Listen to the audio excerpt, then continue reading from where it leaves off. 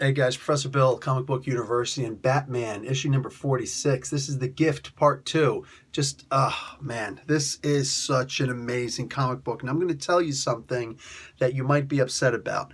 I chose to read this book early this week because I honestly figured, you know what? This should be some pretty light reading. And after reading a couple of heavy comic book issues, I figured, let me read this.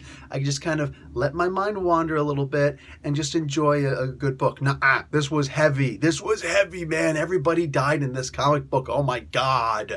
And I'm not exaggerating when I say everybody died in this comic book. Like Bruce Wayne and Booster Gold are the only two people who seem to be left alive. Yeah. Wow. And how it happens, that's on you to figure that out. That's on you to go out and buy this comic book and check that out. But dude, Bruce Wayne is just doing his thing, and he's not the Bruce Wayne we know without his parents having died.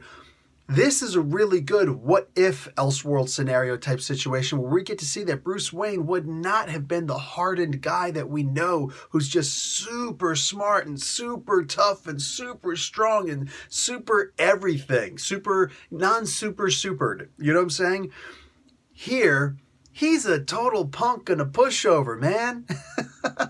So he just grew up in the typical pampered life you'd expect somebody in that upper echelon 1%, to go on. And Thomas Wayne, dude, the only real story I know of what if Thomas Wayne lived was in Flashpoint, where he was just merciless. Well, we actually get to continue with that story. Tom King doesn't joke around, man. He takes a little bit of that and he puts that into Thomas Wayne in this story. I was impressed. I was genuinely impressed. So we get we get Michelle Pfeiffer in this comic book. Yeah, from Batman, what was that? Batman Returns, whatever it was, the second Batman movie. Tim Burton, you know what I'm saying, when he made that.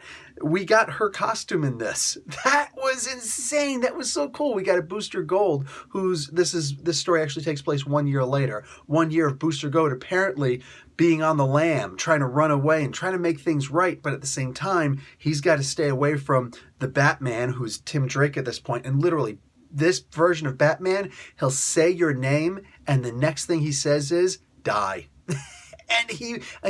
There are two possibilities of what's going to happen. One, he shoots you with the gigantic Desert Eagle style hand cannon that he carries with him, or two, he throws a frickin' grenade at you. So, you don't have too many options. You know what I'm saying? Do you duck, or do you, bend over and kiss your butt goodbye? Either way, it's not looking good. I'm really enjoying this comic book right now. The Gift, dude, this is a really cool series. Like in the previous issue, I'm telling you, a lot of people, myself included, it's like this probably isn't going to be so great. I literally looked at this like this is just going to be some lightheaded,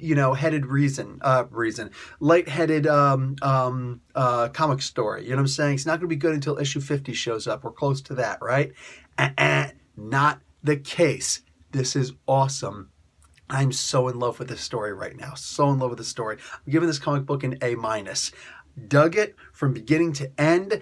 Seeing the different version of Catwoman in here, meow, was just so awesome. I love this. And seeing how she got her what do you call it? Her Batman Part 2 costume together was pretty funny. It was a necessary bit of humor in this very, very dark story. Love it. And the ending left me like, what the heck? What do you mean? There's no more pages to this? What's going on?